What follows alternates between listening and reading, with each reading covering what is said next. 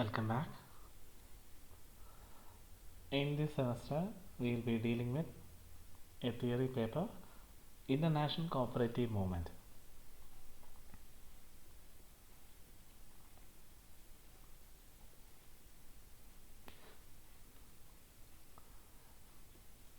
In this subject, we will be dealing with the origin of cooperation. What are the reasons for the origin of cooperation and its system all over the world and in various countries. So, the first module, cooperative movement in foreign countries. In this chapter, we will be dealing with the evolution of cooperation in various countries. It wasn't a spontaneous act, or it was not an event that occurred fortnight.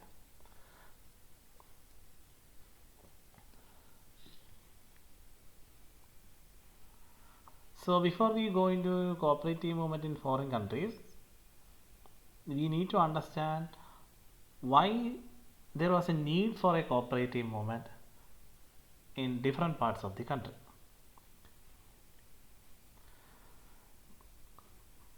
Cooperative movement in the world was the outcome of radical changes that took place in the economic and social system of Great Britain. The condition prevailed in the various countries had led to the origin of cooperative movement in various parts of the world. Here the economic and social system of the Great Britain means, in simple sense, it means industrial revolution. The cooperative movement or the need for cooperative system was the result of industrial revolution. Actually, it was not the product of industrial revolution. It was the result of the situation that was generated by the industrial revolution.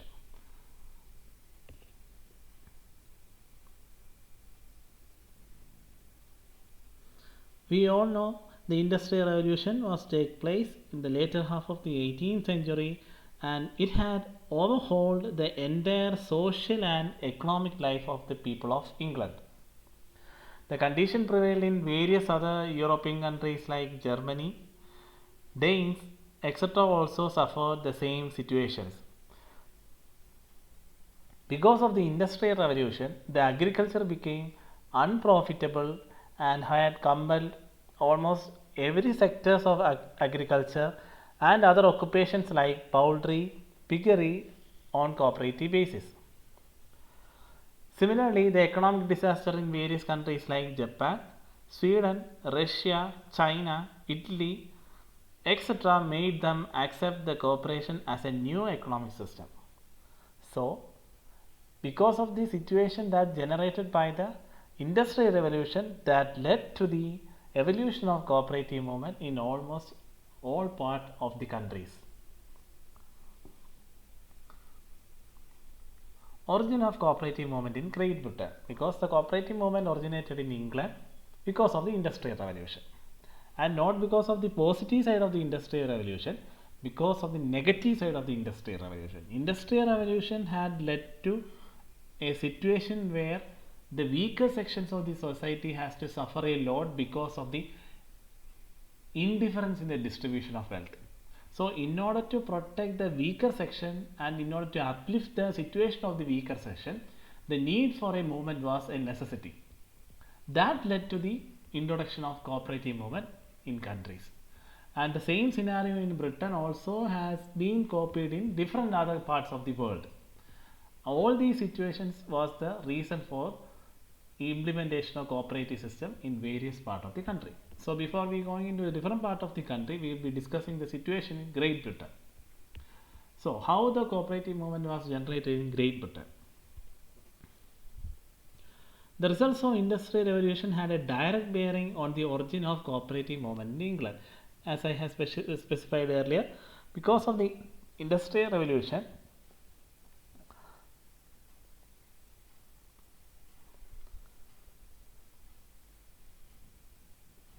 the condition of the weaker sections of the society or the working class were very miserable. That led to the introduction of cooperative movement. So, before industrial revolution, the condition of England both in agriculture and industry were similar to those of the underdeveloped countries.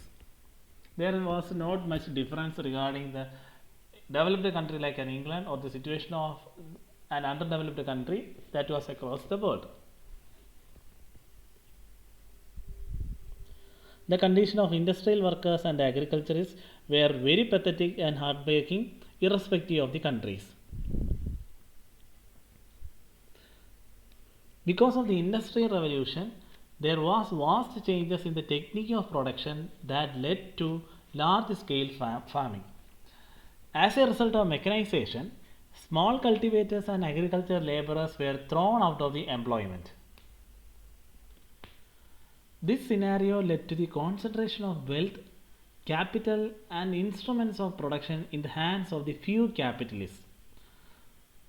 So, the agriculture in the England became capitalistic, that is, cultivators with little and inadequate capital had to give up cultivation, and their situation were very miserable.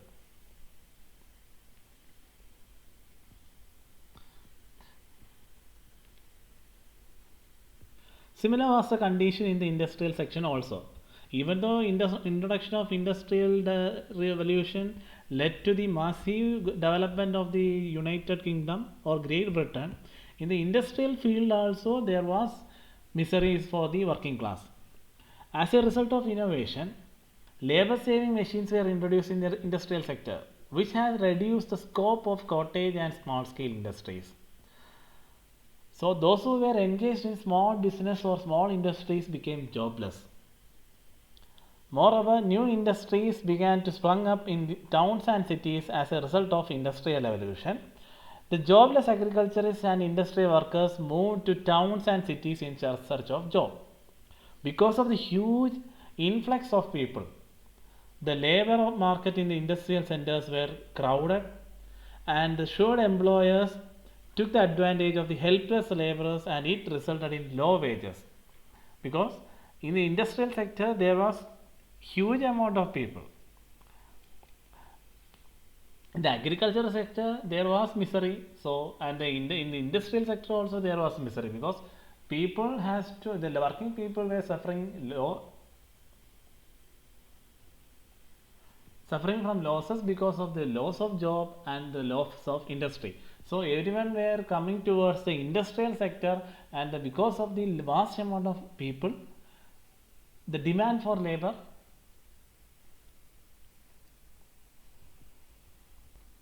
was not up to the mark.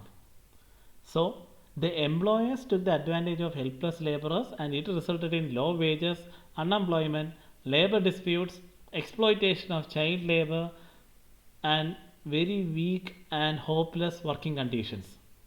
And the poor people have to work for long hours in the factories, and all these led to the misery for the working class. The Industrial Revolution had brought mechanization and changes in the technique of production that result in large scale farming and production, but at the same time there was uneven distribution of wealth, and the industrialists or the employers become more and more rich, and the agriculturists and the working class become more and more poor. Because of the uneven distribution of wealth, there arose class strifes between rich and the poor. There was a distinction between poor people class and the rich people class. The industrialists and the employers made huge profit from the factories, but the poor working class had to suffer extreme poverty and misery. The laborers were compelled to accept whatever the terms that the employers offered. These conditions stimulated the demand for industrial and social political changes.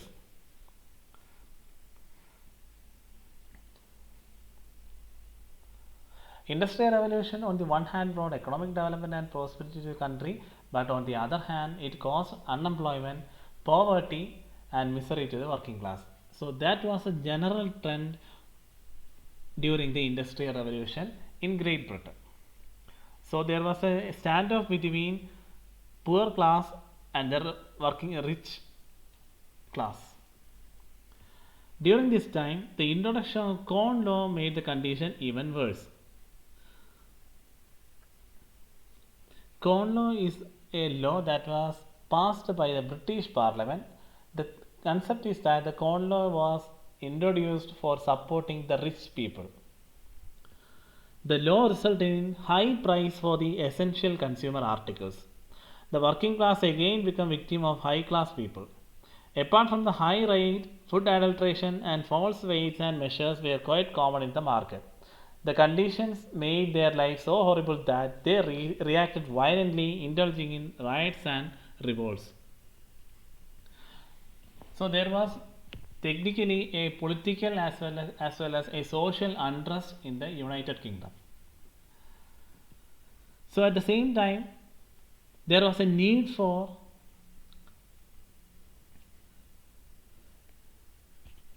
economic and social reform, and the working class also demanded a remedy to the worsening state of the affairs and hardships. So that led to the demand for several theories that were put forward to transform the condition of the poor people. And some of the measures to uplift the poor people was friendly societies, trade unions, and cooperative movement. So, during this time, the working class adopted the socialism of Robert Owen. Robert Owen was the first socialist and the first important contributor towards the development of cooperative movement in the world. History of cooperation was one of the experiments. The early experiments were the formation of cooperative colonies, labor colonies, friendly societies, cooperative communities, and self-governing workshops. These were the contributions by Robert Owen.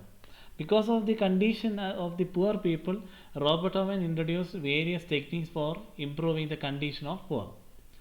And overall, the conditions of the poor was uplifted through the method of cooperation. That's how the idea of cooperation was introduced in the country.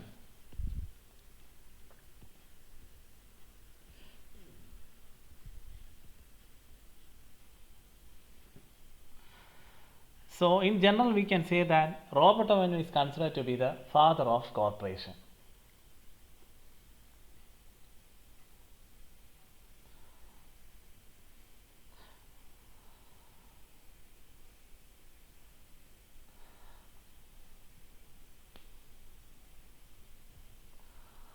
So let us discuss about who is Robert Owen and his history regarding that. He was born in 1771 and died in 1858. He was born on 14th May 1771 in a poor family at Newton in Wales of England. He started working at the young age of 10, and working in the factories and shops, he understood the difficulties of working class. From the young age, he has suffered a lot. That's why he developed the system of cooperation, and he had given ideas regarding majority of measures to uplift the condition of the poor. He married Miss Caroline Dale, the only daughter of the owner of several spinning mills in Glasgow, and after the death of his father-in-law, he became the owner of all these spinning mills. And in these spinning mills, he introduced the concept of cooperation, and many of his experiments regarding cooperation and its methods were introduced in all these mills. He found that improving the working condition will improve the results,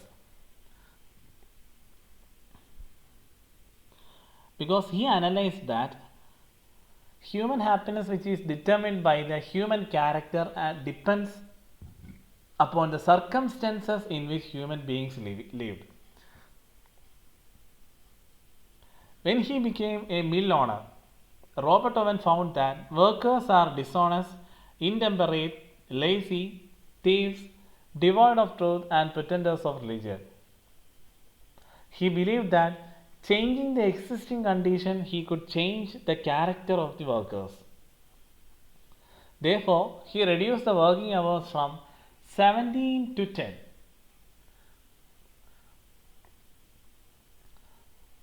And he also refused to employ children below the age of 10 because he was a victim of child labor, so he know the difficulties that faced by the children.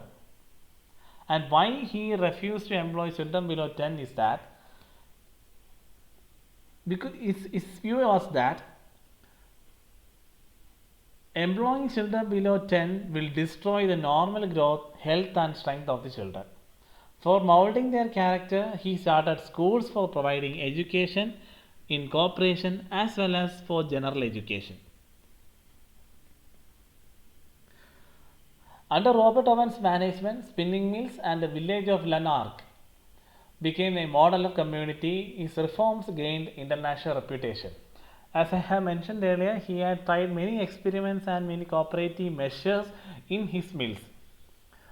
And whatever the measures was that, he introduced education for the people of that community.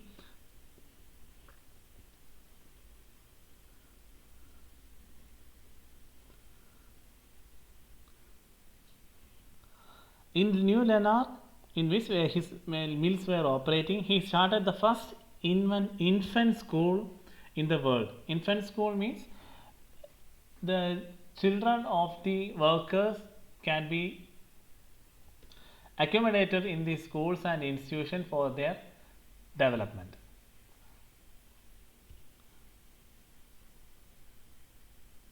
And he even started crashes for babies of the working mothers, free medical care, comprehensive education system for children, and evening class for the adults. These were some of the measures he has adopted in his village or in his community, and later this community is considered to be the model community, and it became famous in the international world.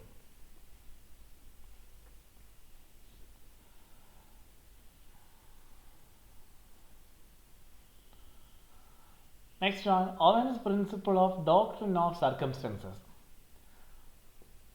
Owen believed that men were neither good or bad by birth. It is the circumstances under which they were brought up, worked and lived made them as such.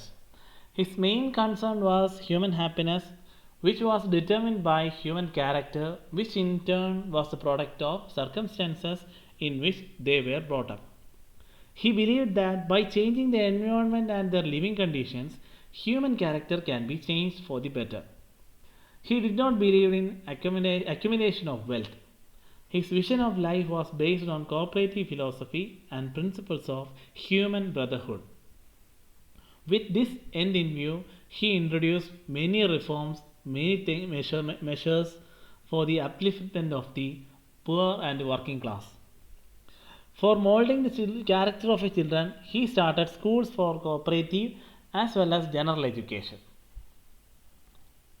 Moreover, he believed that developing the character of the man will have positive results. So, in order to create a better environment in his factory or in his community, he improved the working conditions, raised the wages of laborers, reduced working hours, stopped child labor, improved housing facilities of workers, provided wholesome food at a low cost, started creches for babies of working mothers, and infant schools. By creating these model conditions for employment, he provided a demonstration of his philosophy of the importance of man over machine.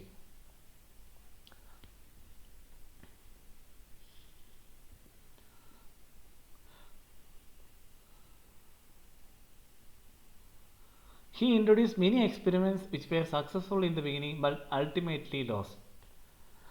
He is the father of cooperation, and he had introduced many methods and measures for the upliftment of the working class or poor, but at the same time, none of his methods or measures were successful. Each of his measures will ultimately lead to loss. Even though it has a positive values and it has many possibilities, ultimately it will lead to a failure.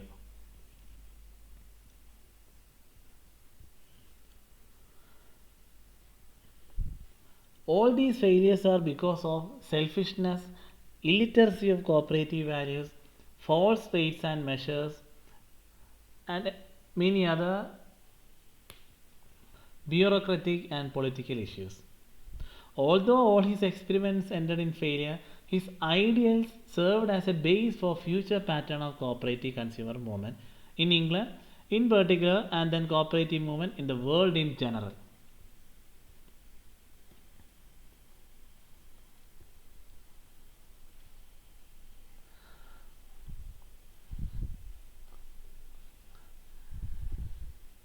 So his contribution in the field of cooperative or movement or cooperation was priceless, even though all his measures and experiments was a utter failure. So let us discuss about some of the early experiments on cooperation.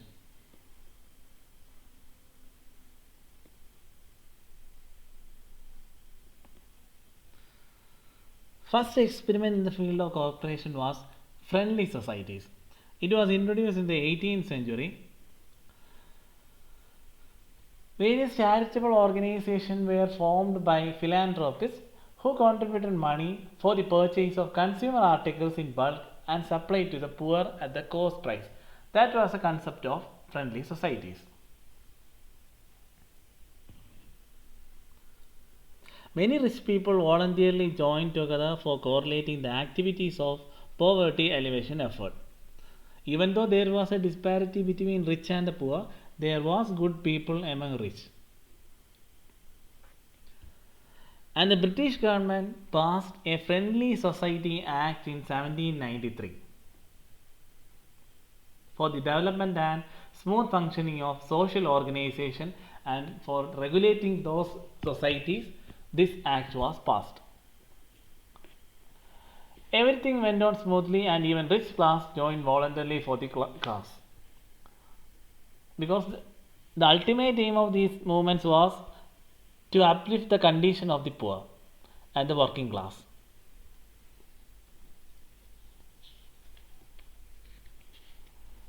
During crisis, the societies find it difficult to meet the needs of the people, and eventually enthusiasm of the philanthropists declined. Even though in the beginning it was a success, during crisis situations, the societies find it difficult to run properly. And because of the various issues and problems faced by the society, the people who had taken initiatives like the philanthropists were eventually lost their enthusiasm for the activity. So rich people started leaving the society, and finally it led to a failure. So from the failure of friendly societies, people realized that in order to protect the poor, they need to unite and help. So ultimately, self-help and mutual help concept was evolved. So that was the ultimate result of friendly society. So that method or that measure was also ended in a failure. Next one, labor colonies. So when the friendly societies was a failure, next method introduced was labor colonies. It was introduced in 19th century.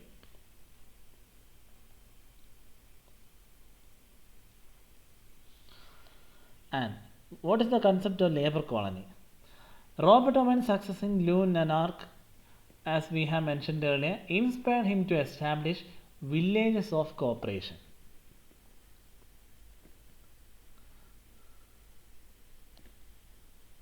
He believed that the concept of village of cooperation is considered as a measure to replace capitalism and competition and provide universal happiness, and to remove disparity between rich and poor.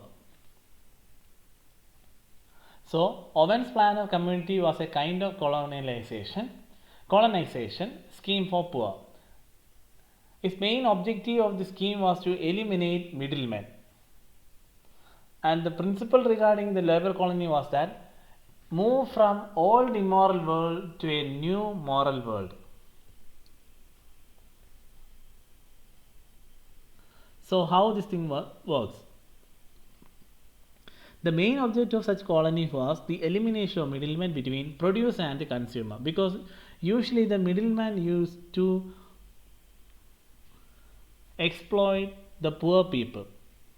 So by eliminating the middleman between the poor and the consumer, and the land was owned and collectively to provide cooperative housing keeping, common kitchen, dining rooms, lecture rooms, schools, libraries, workshops, slaughterhouse,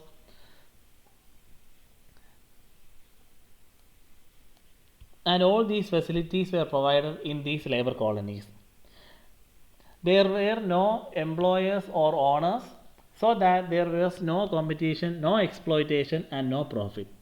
These colonies were self-supporting, and it provided assistance and help to all the members within that colony. So thereby the old immoral world system is removed and the new moral world was introduced. So let us discuss about some of the labor colonies implemented. First colony was set up in Orbiston in USA. Note down the period and the place name of the place in which it was introduced. Again, the idea of labor colonies was a failure, but it led to the implementation of cooperation in England. So the overall concept is that Robert Owen was the first person to introduce the concept of cooperation in England. All this was done to protect the working class and the poor, and to protect them from the exploitation of the rich class, and many measures and experiments were introduced by him. The thing is that all these experiments and measures may be successful at the beginning, but by the end it will be a failure. So let us discuss about some of the cases in the next slide.